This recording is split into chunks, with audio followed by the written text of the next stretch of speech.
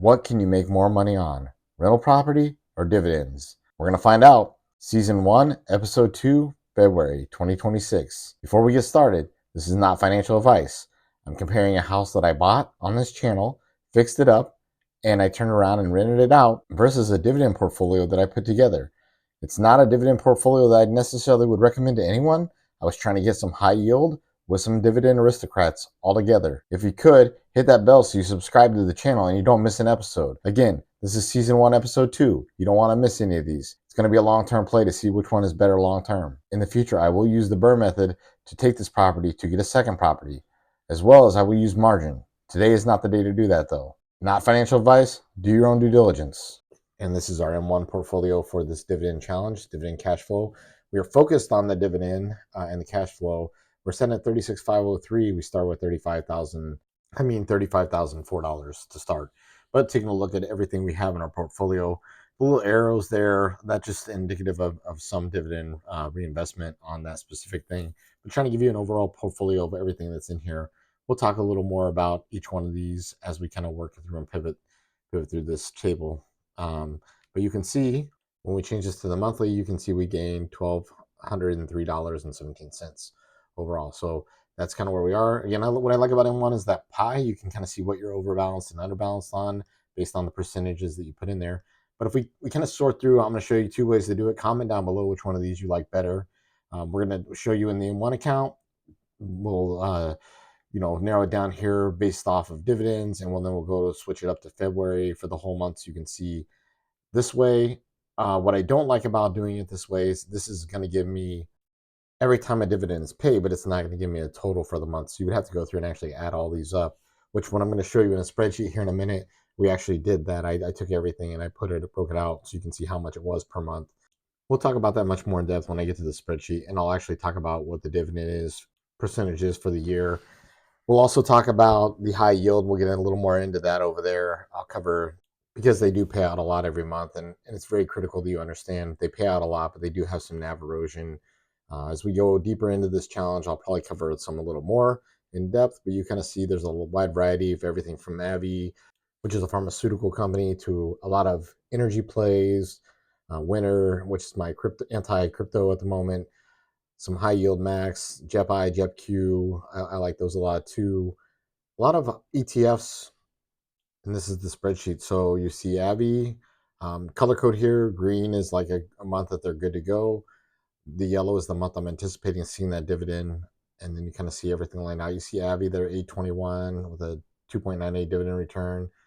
APLY is the Apple cover call, high yield. Although your high yields in column B are going to be yellow, they pay great high dividends, but it paid 1363.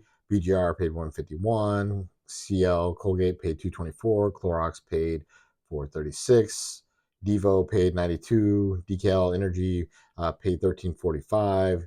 EPD 1087. So again, a lot of these energy plays are paying out good. GLPs 361.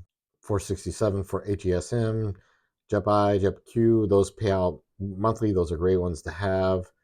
Kind of walking through here a little more. Maine, that's a storage company, 93 cents. That pays every month though. MSFO, Microsoft, Netflix. Those are the high yields. I don't have a lot in there. That's why they pay a little lower. NVIDIA, 21, 23, pays out 75%. Palantir, PLTY, that's a high yield as well. And that's at 1772. Keep moving on. I missed O paid 169 there. QQH pays every month 384. QLD 2110. SCM 382. I missed SPYD. I just actually put this one in the portfolio, so we're gonna put this yellow here. We'll confirm it later. SPYI, that's probably one of my favorite. That's a SPY index. Interest, and they pay monthly. SGU 317. AT&T T-Mobile paying down at $2.90, but pay attention to the percentage on the left. That is the annual payout. Stat user pays every month, so I'm gonna put a red there just in case if something doesn't happen, if I don't get a double payout. Tesla, which is Tesla. ULTY, which is a high yield, they pay out weekly. USOI, that is the oil one. I started buying into that. That's paying out brilliantly already. I think as oil goes up, that's going to definitely mint.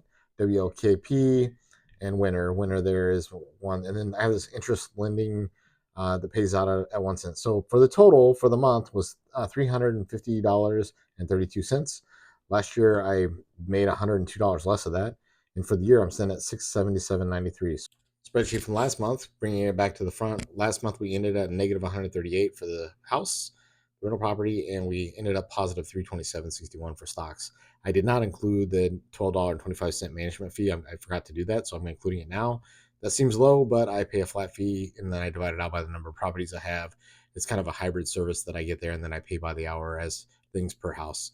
There's a Roto-Rooter fee for $300. Then they paid rent, $350, and then $400 they paid twice. And since they paid twice, they have the late fee of $25. So instead of $750, they paid $775, and then you see the negative $12.25 for the management fees for February. So I took it out this time. Over on the dividends, $350.32 for the month in total.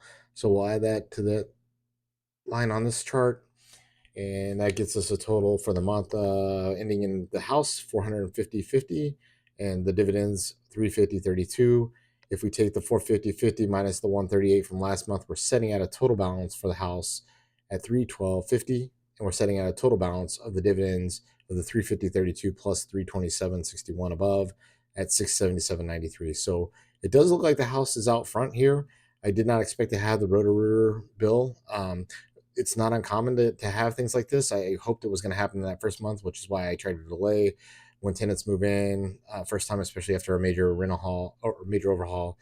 Sometimes it does happen. So unfortunately, I thought everything was good to go, and unfortunately it hit us on this one. So at the moment, it looks like stocks are more than double what the house is bringing in, and that's a fair assessment at the moment. We will see how this pans out long term. I do think that we're going to get in a situation here now that hopefully there's no more expenses on the house. We're going to see that 750 start accumulating, and then the dividends you're going to see 350, 360, 375. Hopefully we'll see that rise as well. The goal again is this to see how these pair off long term over each other, and we'll see which one actually comes out better in the end. Looking at this just straight up though, again, it looks like there is a lot of opportunity where your stocks are consistent for the most part. Where you're going to see the market pull back, you're going to see some of these monthly dividends pay less, and then you have the house, you have the wild card of like things getting broken and things like that. And we see the stocks have matured to $36,503. So definitely picked up a little bit of appreciation there. We know the house is appreciated too. We'll cover that at a later date, but just wanted to showcase this here. The tenants already paid rent for March. In the next month, the dividends got to produce. The stock market pulls back. Some of those high yield dividend players may not pay as much because they primarily get their money from selling cover call options. And if the stock market does pull back, we could see them not pay out as much as they paid this time. Comment down below. Let me know how you think this is going to go. Like and subscribe. Stick around. We're going to do great things.